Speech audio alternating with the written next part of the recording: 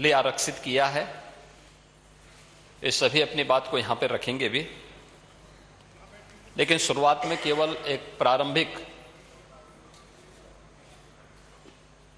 व्यवस्था की दृष्टि से प्रस्तावना रखने के लिए मैं यहां पर खड़ा हुआ हूं।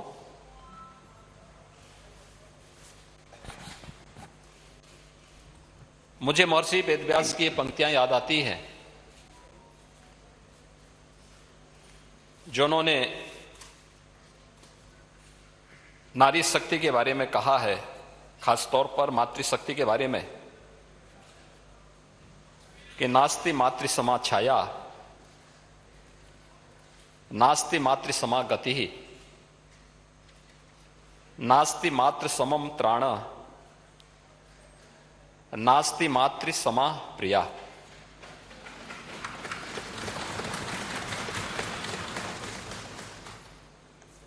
यानी मां के समान कोई छाया नहीं है, मां के समान कोई सहारा भी नहीं है, मां के समान कोई रक्षक नहीं है, और मां के समान कोई प्रिय भी नहीं होता है। और मुझे लगता है कि मातृशक्ति के प्रति अगर ये भाव हर नागरिक के मन में आ जाए तो मुझे लगता है कि कुछ भी असंभव नहीं है। ऐसा नहीं कि ये पहली बार हो रहा हो। आजादी के बाद इस दिशा में बहुत अच्छे प्रयास हुए, काफी प्रगति भी हुई। उन मुद्दों पर आज यहां पर चर्चा भी होगी। लेकिन भारत जैसे देश में, हम दुनिया के सबसे बड़े लोकतंत्र हैं, भारत के अंदर बिना भेदभाव के महिला हो या पुरुष, हमारे संविधान निर्माताओं ने भारत के प्रत्येक नागरिक को वयस्क मताधिकार का जो अधिकार दिया था, इसमें महिला और पुरुष के बीच में कोई अंतर नहीं था। और हम सबको इस पर गौरव की अनुभूति होनी चाहिए कि महिला और पुरुष दोनों को भारत के अंदर पहले सामान्य निर्वाचन से अपना मत देने का पूरा अधिकार भारत ने लोकतंत्र अपनाने के बाद से देना प्रारंभ किया। यही नहीं, इंग्लैंड में और दुनिया के तमाम अन्य देशों में महिलाओं को अधिकार बाद में मिला, भारत से बाद में मिला है। भले वहां लोकतंत्र पहले रहा हो, तो भारत की ताकत का एहसास दुनिया को कराता है, जिसमें हमेशा से, आज से नहीं, वैदिक काल में आप देखें, वैदिक ऋषियों के साथ साथ वैदिक ऋचाओं को रचने वाली उन ब्रह्मवादिनी ऋषि पुत्री या ऋषि पत्नियों के बारे में हम सब अक्सर चर्चा सुनते हैं, जिन्होंने वेदों के अनेक ऋचाएं रची, अनेक सूक्तों की रचना की। भारत आज जिस वैवाहिक परंपरा को अपनाता है,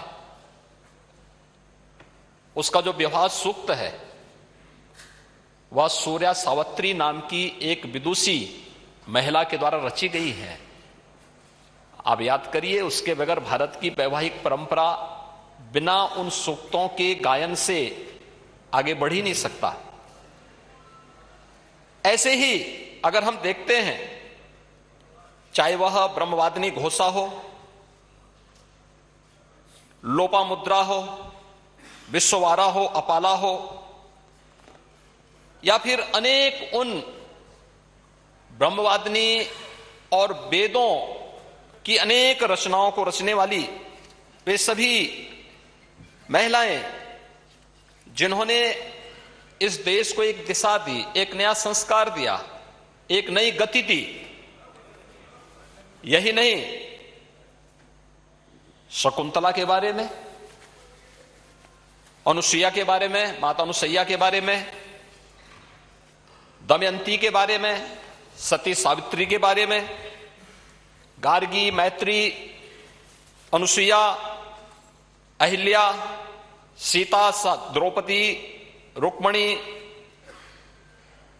यानी अनेक ऐसी परंपराएं हमें वैदिक रामायण और उसके उपरांत के कालखंड में भी देखने सुनने को मिलती हैं, जिन्होंने अपनी नेतृत्व क्षमता से समाज को एक नई दिशा दी थी। और आजादी की लड़ाई में भी हम बहुत पीछे न भी जाएं, अगर हम केवल 1857 के प्रथम स्वतंत्र समर की बात करते हैं तो उत्तर प्रदेश का हर वासी इस बात पर गौरव की अनुभूति करता है कि झांसी की रानी लक्ष्मीबाई, जिन्होंने उस कालखंड में उद्घोष किया था कि मैं अपनी झांसी हरगिज नहीं दूंगी, और उसके लिए उन्होंने युद्ध लड़ा, ब्रिटिश हुकूमत को पीछे हटने के लिए मजबूर किया। अनेक ऐसे उदाहरण हैं। उनके साथ जो अन्य अनेक वीरांगनाएं इस युद्ध में लड़ी थीं, प्रथम स्वातंत्र समर का नेतृत्व की थी, यह किसी से छुपा हुआ नहीं है। और इसलिए आज जब हम इन सभी मुद्दों पर चर्चा कर, इस सदन में चर्चा होगी और सभी बहनें अपनी अपनी बातों को यहां पर रखेंगी, इस संबंध में कुछ चीजें हैं जो सरकार ने अपने स्तर पर कदम बढ़ाए हैं। मैंने एक पत्रक भी दोनों माननीय सदन के सभी माननीय महिला सदस्यों को पास भेजा है, मिशन शक्ति के रूप में एक जो नया कार्यक्रम राज्य सरकार के स्तर पर हम लोग संचालित कर रहे हैं, और इस कुशलतापूर्वक संचालित हो रहा है। इसके परिणाम भी हम सबके सामने हैं कि केंद्र और राज्य सरकार के द्वारा महिला सशक्तिकरण के लिए, महिला सुरक्षा, महिला सम्मान और महिला स्वावलंबन, इनसे संबंधित जो मुद्दे हैं उन पर क्या क्या कदम उठाए गए हैं, चाहे वह बेटी के जन्म लेने से लेकर के और बेटी के विवाह होने तक, मुख्यमंत्री कन्या सुमंगला योजना, मुख्यमंत्री सामूहिक विवाह की योजना, निराश्रित महिला पेंशन की योजना में वृद्धि करते हुए उसके दायरे को बढ़ाने का काम। अगर गांव में कोटे का विवाद होता है तो अनावश्यक इस मामले को आगे बढ़ाने की बजाय गांव की महिला स्वयंसेवी समूह को ही वहां का राशन कोटा का संचालन करने का अधिकार दे देना। बैंकिंग कॉरस्पॉन्डेंट सखी, बैंकिंग कॉरस्पॉन्डेंट सखी में मैं प्रदेश के सभी ग्राम पंचायतों में एक महिला गांव के बैंक के लेन देन के पूरे कार्य को संचालित करेगी, और 33,000 से अधिक बहनें इस कार्य के साथ जुटी हैं। और मुझे बताते हुए प्रसन्नता है कि सुल्तानपुर की तो एक बहन ऐसी है जो इसमें 3 लाख रुपए सालाना कमा भी रही है, स्वयं का इनकम कर रही है, 3 लाख रुपए सालाना। महिला स्वावलंबन का एक आदर्श उदाहरण है। ऐसे अनेक उदाहरण है हमारे सामने। एक उदाहरण मैं आपको देना चाहूंगा, मैं बताना चाहता हूं, वह है बलेनी मिल्क प्रोड्यूसर का, झांसी के अंदर बुंदेलखंड में। ये मिल्क प्रोड्यूसर, इसमें 2019 में हमने इसे प्रारंभ किया था बुंदेलखंड में। मैं झांसी में मुझे स्वयं जाने का अवसर प्राप्त हुआ था, और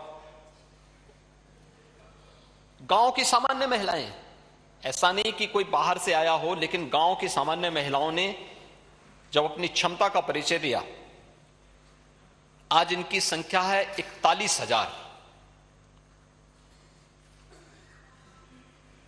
इन्होंने गांव जोड़े हैं 795 जो दुग्ध उपार्जन करते हैं। दुग्ध समितियां गांव गांव में गाय या भैंस का दूध कलेक्ट करते हैं, प्रतिदिन कलेक्ट करते हैं 1,35,000 लीटर दूध, और इनका जो वार्षिक टर्नओवर है वह है लगभग 149 करोड़, और इनका जो नेट प्रॉफिट होता है वह है 13.5 करोड़ का इनको नेट प्रॉफिट भी होता है। यह महिला सशक्तिकरण की दिशा में बढ़ाए गए कदम का एक उदाहरण है। ऐसे ही राष्ट्रीय पोषण मिशन के अंतर्गत जो कार्यक्रम प्रदेश के अंदर चल रहे हैं, प्रदेश के अंदर जो भारत सरकार की स्कीम के अंतर्गत जो कार्यक्रम चल रहे हैं, मातृ वंदना योजना, मिशन शक्ति के अंतर्गत हर थाने में महिला हेल्प डेस्क की स्थापना, हर ग्राम पंचायत के लिए महिला बीट पुलिस अधिकारी की तैनाती। 2017 के बाद जब नई सरकार बनी थी,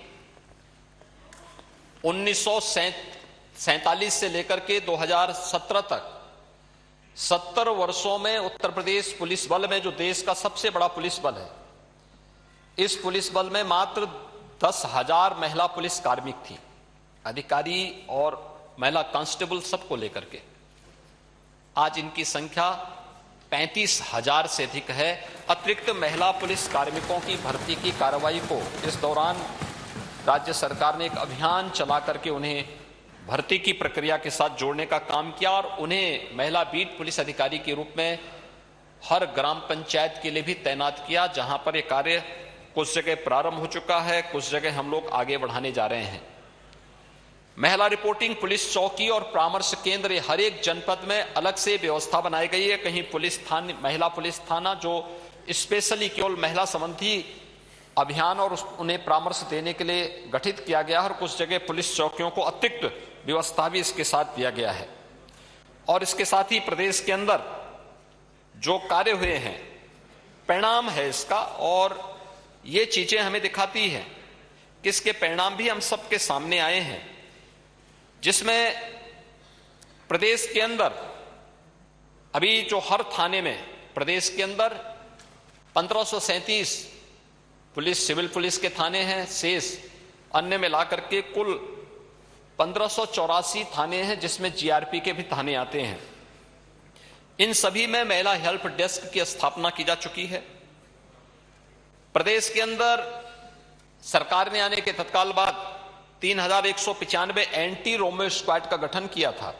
एंटी रोमियो स्क्वाड, जिसके द्वारा 6,75,143 स्थानों पर चेकिंग करते हुए 28,33,893 ऐसे लोगों को उनकी चेकिंग की गई जिन पर किसी प्रकार का कोई संदेह था, और उसमें आवश्यकता पड़ने पर कार्रवाई भी की गई है।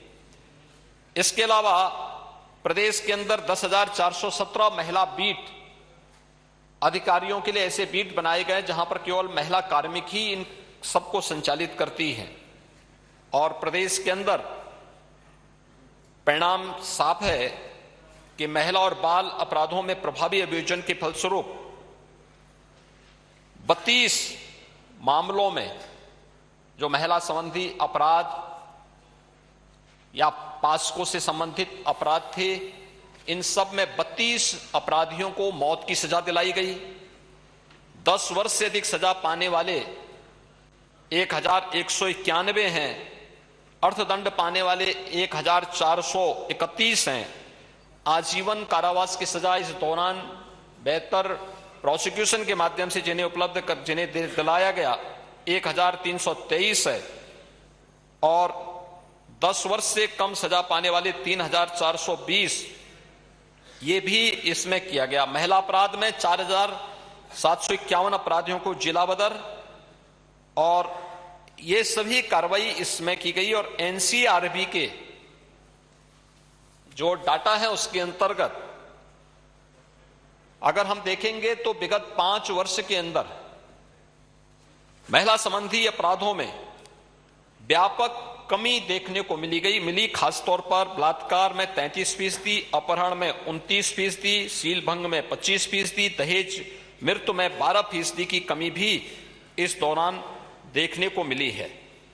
ये चीजें दिखाती हैं कि अगर हम सब मिलकर के इस दिशा में ठोस प्रयास प्रारंभ कर देंगे और जो महिला संबंधी या बेटियों से संबंधित जो शासन की योजनाएं हैं, इन योजनाओं का उचित प्रसार प्रसार हो जाए तो महिला सुरक्षा, महिला सम्मान, महिला सशक्तिकरण की दिशा में बेहतर प्रयास हो सकते हैं। इस दिशा में हम सब जानते हैं कि केंद्र और राज्य सरकारें मिलकर के इस दिशा में बेहतर प्रयास की हैं, जिसमें बहुत सारे कदम उठाए गए हैं। चाहे वह कन्या सुमंगला योजना में मैं बोल रहा था, जो अक्सर एक चर्चा आती थी कि भ्रूण हत्या होती है, हमने मुखबिर योजना के माध्यम से उसको नियंत्रित करने के साथ ही कन्या सुमंगला योजना का कार्यक्रम आगे बढ़ाया था। आज उसका परिणाम है कि लगभग 13,67,000 बेटियों को इस योजना का लाभ प्रदेश के अंदर प्राप्त हो रहा है, जिसको अलग अलग चरणों में उपलब्ध कराया जाता है। निराश्रित महिला पेंशन योजना में भी 1,000 रुपये उनकी पेंशन की गई और अब इस समय 31,50,000 बहनों को इसका लाभ प्राप्त हो रहा है। इसी प्रकार से राज्य आजीविका मिशन के अंतर्गत 66 लाख महिलाएं जुड़ी हुई हैं जो इस योजना का लाभ प्राप्त कर रही हैं। प्रदेश के अंदर मातृवंदना योजना के अंतर्गत 52,55,129 माताएं इन योजनाओं का लाभ ले रही हैं। मुख्यमंत्री सामूहिक विवाह योजना के अंतर्गत अब तक 1,91,686 जोड़ों की शादी ब्याह के लिए सरकार के स्तर पर उन्हें सहयोग प्रदान किया गया है और प्रदेश के अंदर ऐसे ही अन्य अनेक कार्यक्रम संचालित हो रहे हैं, जिसमें सभी महिला सदस्यों के पास मैंने एक पत्रक भेजा भी था और मैं अनुरोध करूंगा कि उसको जरूर एक बार देखेंगे। खासतौर पर जब हम हर घर नल की बात करते हैं तो हर घर जल पहुंचाने की कार्रवाई का हिस्सा है। अगर दूरी से जाना होता था तो हम बहुत जगह देखते थे कि महिलाएं अपने सिर पर पानी लेकर के आती थी। आज उनके घर तक पानी पहुंच रहा है। हर घर शौचालय स्वच्छ भारत मिशन के अंतर्गत बने। प्रदेश के अंदर 2,61,00,000 परिवारों के पास बने। यह स्वच्छता का अभियान तो था ही, लेकिन नारी गरिमा का भी यह एक अभियान था और इसके लिए हम प्रधानमंत्री मोदी जी के आभारी हैं कि उन्होंने इसे एक मिशन मोड के साथ जोड़ करके इसे सफलता की नई ऊंचाइयों तक पहुंचाया है। 1,67,00,000 से अधिक परिवारों को प्रदेश में उज्ज्वला योजना के अंतर्गत रसोई गैस के सिलेंडर उपलब्ध कराए गए। ये भी महिला सशक्तिकरण की दिशा में उठाया गया कदम का ही हिस्सा है।